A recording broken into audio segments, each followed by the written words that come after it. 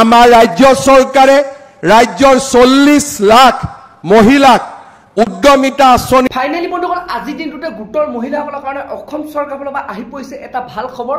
তো বন্ধুসকল বৰ্তমান যোনটো নেকি অসম চৰকাৰৰ ফালৰ পৰা ভাল খবৰ আহি পৰিছে, বৰ্তমান যোনটো নেকি মুখ্যমন্ত্ৰীয়ে ঘোষণা কৰিছে অতি সোনকালে লাখ লাখ মহিলা একাউণ্টত 10,000 টকা লাভ কৰিব। তো বন্ধুসকল যোনটো নেকি বৰ্তমান ঘোষণা কৰা হৈছে, বৰ্তমান চৰকাৰে সেই ফাইনেল তাৰিখটো ঘোষণা কৰা হৈছে, যোনটো তাৰিখত মহিলাসকলে যোনটো নেকি আপোনালোকক আহিবলগীয়া, যোনটো নেকি আপোনালোকে পাবলগীয়া 10,000 টকা লাভ কৰিব। তো বন্ধুসকল আপোনালোকক মই সবিশেষ সেই ভিডিঅ' ক্লিপটো দেখুৱাম। তো আপোনালোক কোনটো মাহৰ কোনটো তাৰিখত আপোনালোকে সেই টকাটো লাভ কৰিব। তো বৰ্তমান চৰকাৰৰ ফালৰ পৰা সেই ফাইনেল তাৰিখটো ঘোষণা কৰা হৈছে। আৰু লগতে বন্ধুসকল ইয়াৰ ওপৰত আৰু এটা নতুন আপডেট আহিছে, আপোনালোকে সকলো লোকে কিন্তু সকলো মহিলাই কিন্তু আপোনালোকে এই টকাটো লাভ নকৰিব।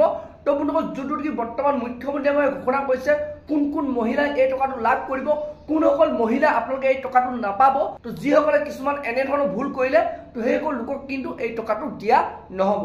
তো বন্ধুসকল আপোনালোকক মই সেই ভিডিঅ' ক্লিপটো দেখুৱাই আছো, যোনটো নেকি বৰ্তমান মুখ্যমন্ত্ৰীয়ে ঘোষণা কৰিছে। তো তাৰ আগতে বন্ধুসকল আপোনালোকক মই জনাই দিছো কোনসকল মহিলাই এই টকাটো লাভ কৰিব, কোনসকল মহিলাই এই টকাটো নাপাব।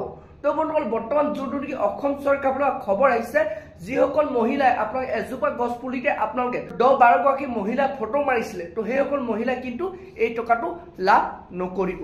তো বন্ধুসকল এতিয়া আপোনালোকক মই সেই ভিডিঅ' ক্লিপটো দেখুৱাই আছো, আপোনালোক কোনটো মাহৰ কোনটো তাৰিখত আপোনালোকে সেই টকাটো লাভ কৰিব। তো বন্ধুসকল তাৰ ওপৰত যোনটো নেকি বৰ্তমান মুখ্যমন্ত্ৰীয়ে ঘোষণা কৰিছে, তো সেই ভিডিঅ' ক্লিপটো আপোনালোকক মই দেখুৱাই আছো। আজি আমাৰ ৰাজ্যখনত দৰিদ্ৰ আৰু মধ্যবিত্ত জনগণৰ বাবে চৰকাৰী আঁচনিসমূহে এক আশাৰ কিৰণ হিচাপে থিয় দিছে। আমাৰ ৰাজ্য চৰকাৰে ৰাজ্যৰ 40 লাখ মহিলাক উদ্যমিতা আঁচনিৰ জৰিয়তে আমি তেওঁলোকক এণ্টাৰপ্ৰেনিয়ৰ কৰিবৰ বাবে সিদ্ধান্ত লৈছোঁ। আৰু 21 আগষ্টৰ পৰা প্ৰত্যেক মাহতেই 20টা-30টাকৈ সমষ্টিত আমি মহিলাসকলৰ আত্মসহায়ক গোটৰ সদস্যসকলক 10,000 টকা বিলাবৰ বাবেও বা প্ৰদান কৰাৰ বাবেও আমাৰ যি আঁচনি, সেই আঁচনি আমি 21 আগষ্টৰ পৰা বাস্তৱত ৰূপায়ণ কৰাৰ কামত আমি আগবাঢ়িম।